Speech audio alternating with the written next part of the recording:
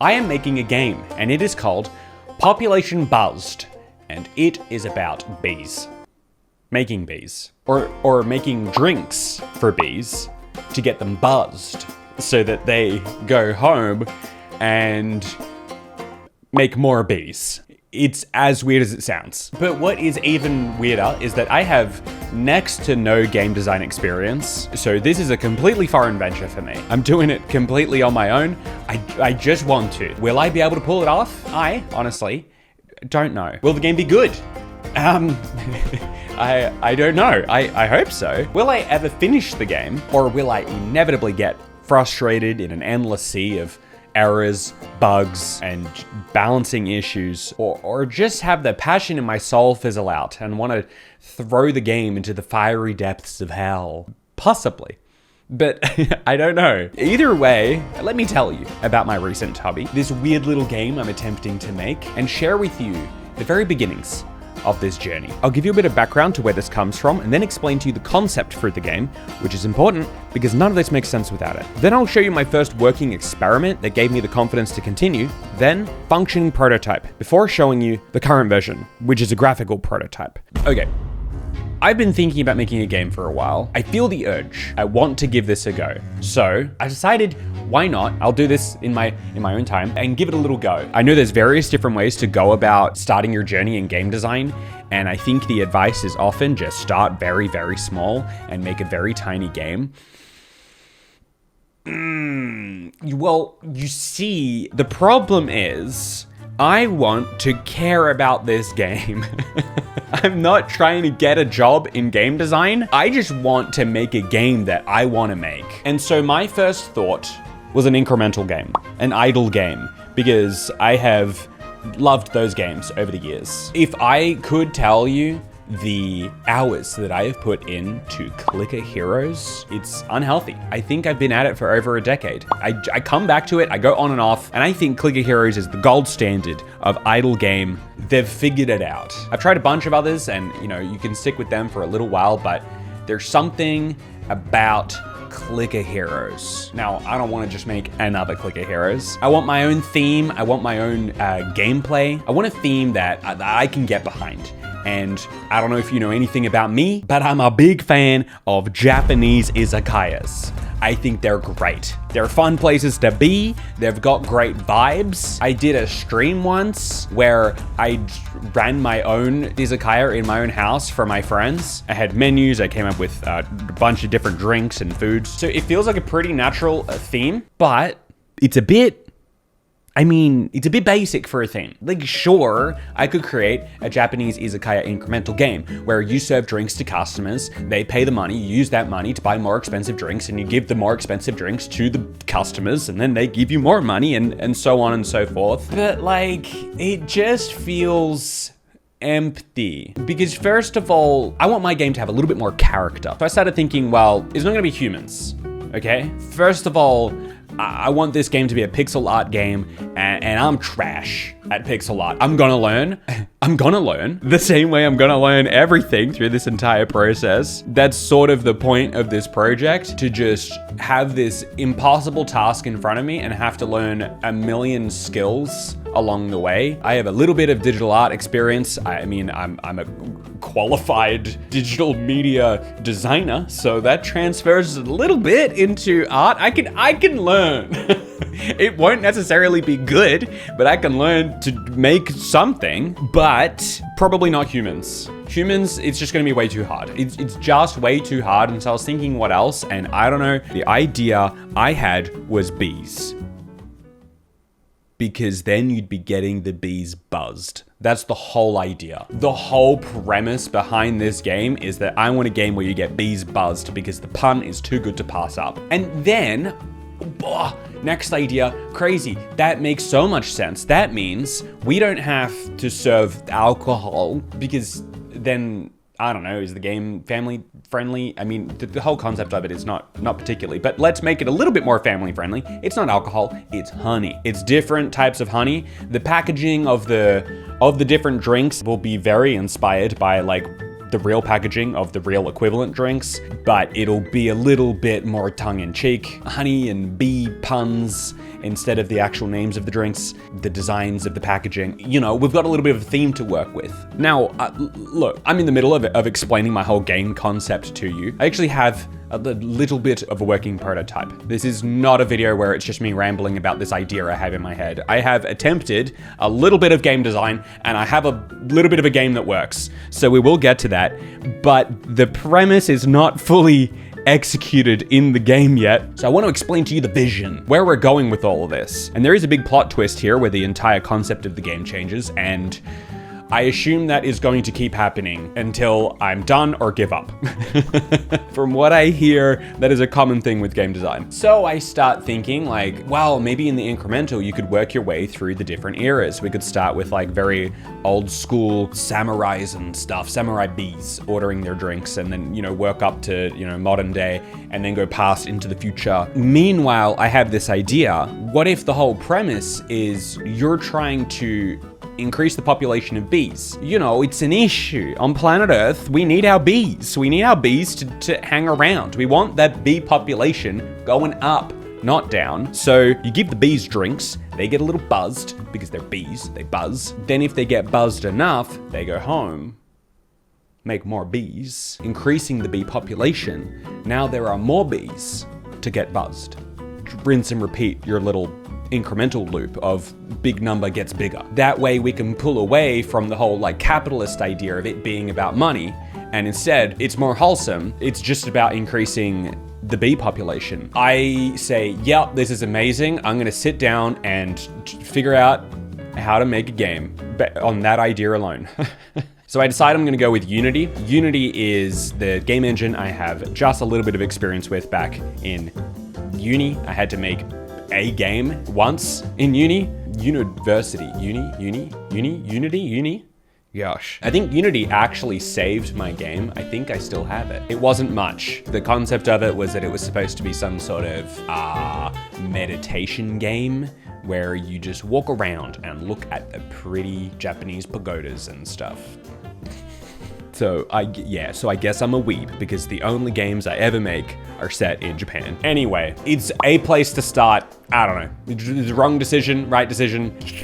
I imagine it's a little bit neither here nor there. You pick your thing and you go with it. So I open up Unity and I am ready to start designing my game. And I don't know if you know where this is going, but at this point, you have to have a little bit more of an idea than this, because you go, what now? What do I actually put on the page? What is happening here? And so I start thinking through the actual functions of the game. I guess the bees order drinks and you gotta like fulfill the orders. And then I have this idea where I'm like, oh, it'd be actually kind of fun if you could make your own drinks and combine like aspects of a drink and ingredients into other drinks to create drinks that have different effects. And oops, I have decided that I don't want this game to be an incremental idle game.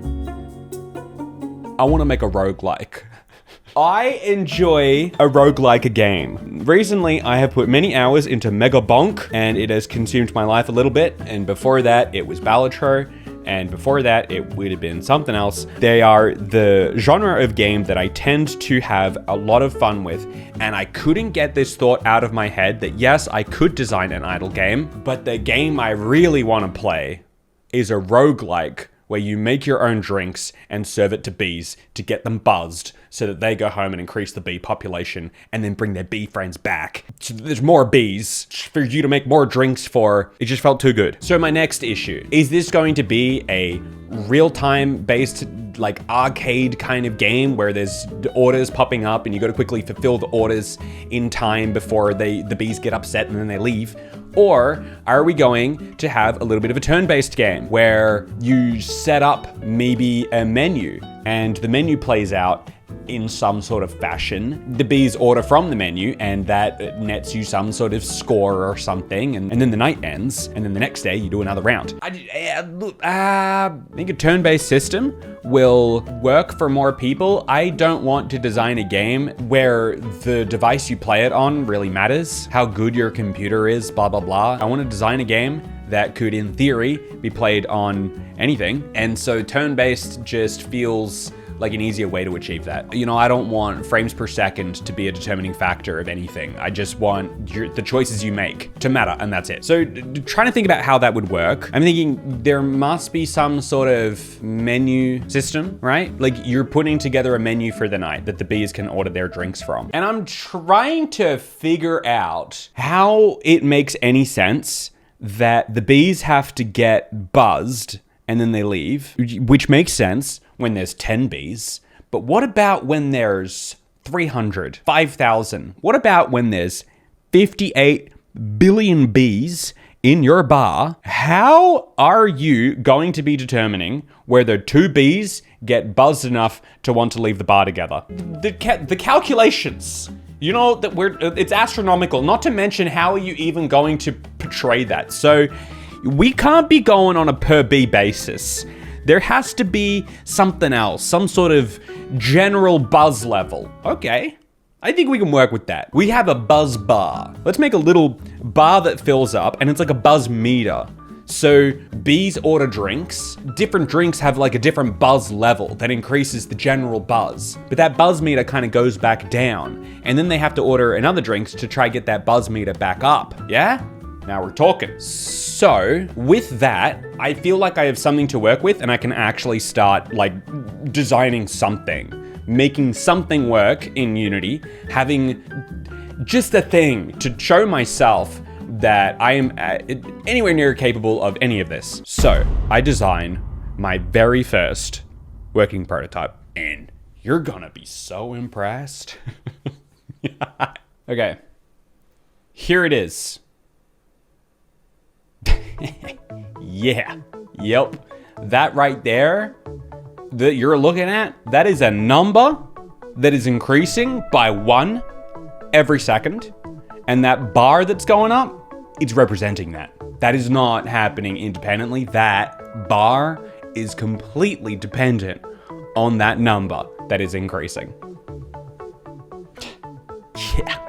Yeah. Or so, another way to put it, this here is a very rudimentary visualization of a bee ordering 1 beer that's worth 1 buzz point every second. Or like, I don't know, there's 10 bees and one of the 10 of them is ordering a beer every 10 seconds or whatever it is. But there it is.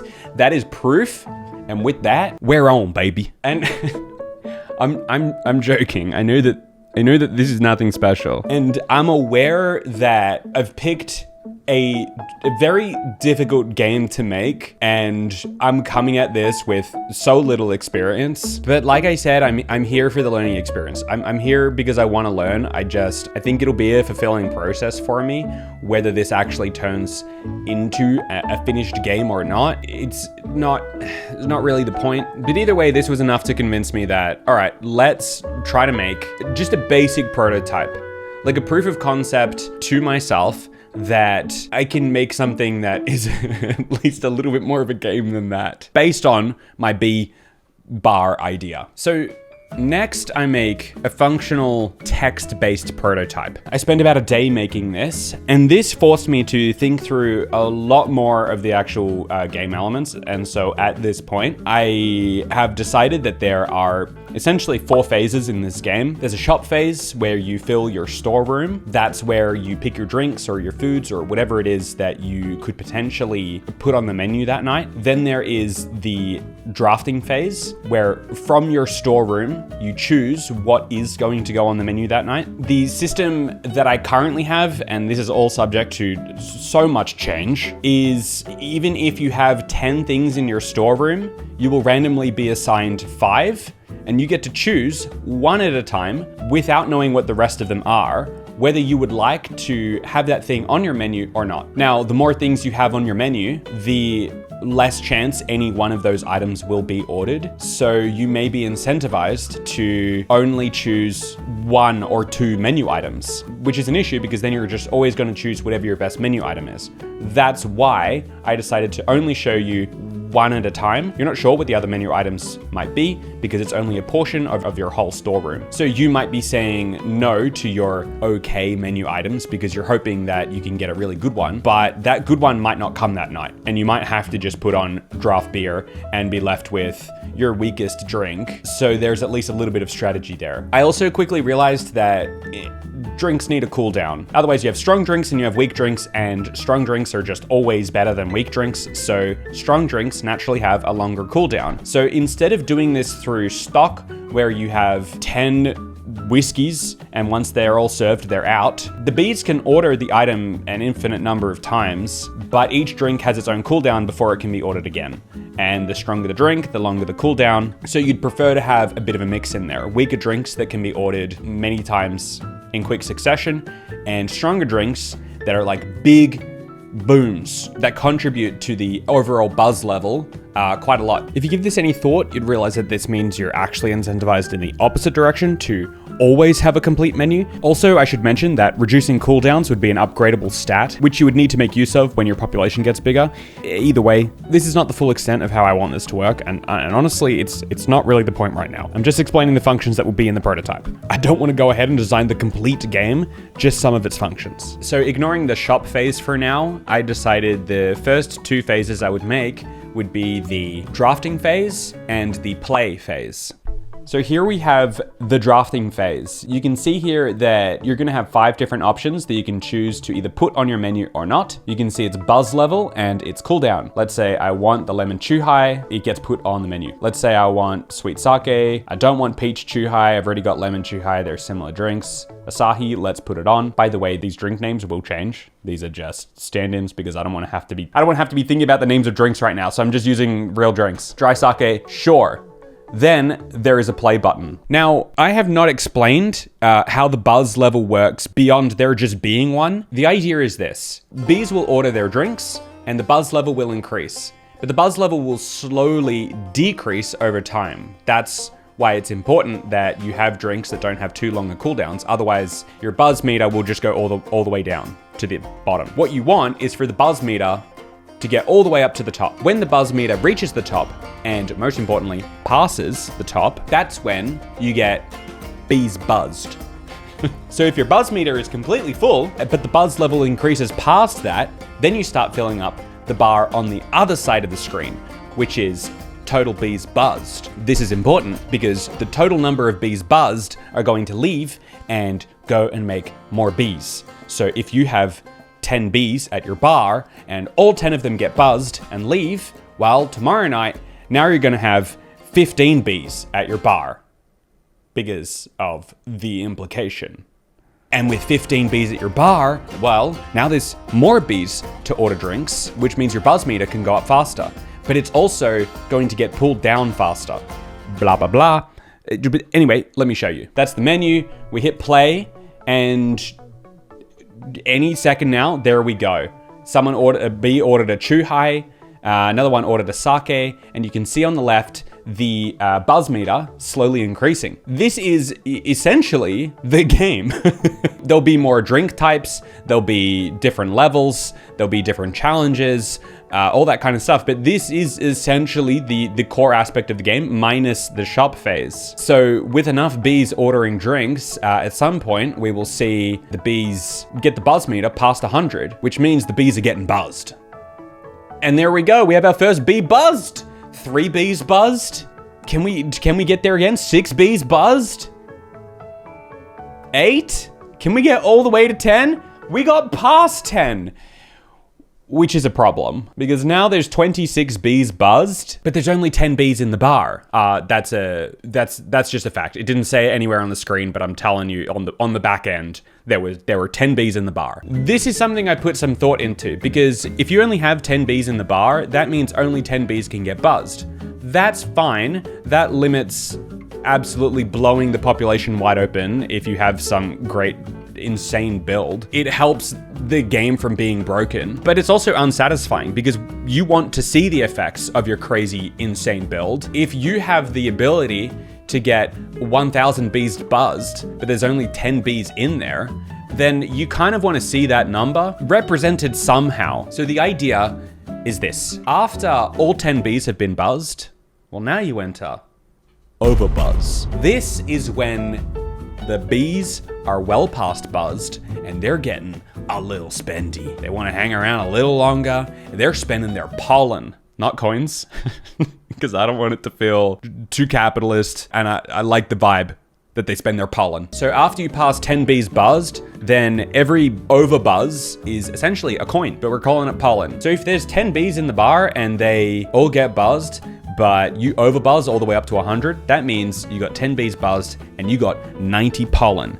And that pollen can be spent in the shop phase, which I don't have, doesn't exist yet. But that's the idea. There's going to be nice visual ways to represent that. The bar is going to fill up first and then fill up again past that in a different color to represent overbuzz. And if you're doing really well, then another one will come up and another one will come up, and then there'll be different colors to represent like how crazy it is your build is. And same with the buzz level. When your buzz level goes past 100, in theory, the next bar will start coming up. I didn't implement that yet because that's purely visual and not the point right now. The point here is a functioning prototype. But I knew I was going to make this video and I thought that's not very satisfying just looking at text on a screen. So I decided to go ahead and make a version with some world-class graphics. So yes, these are stand-in graphics because I have not yet learned how to do pixel art.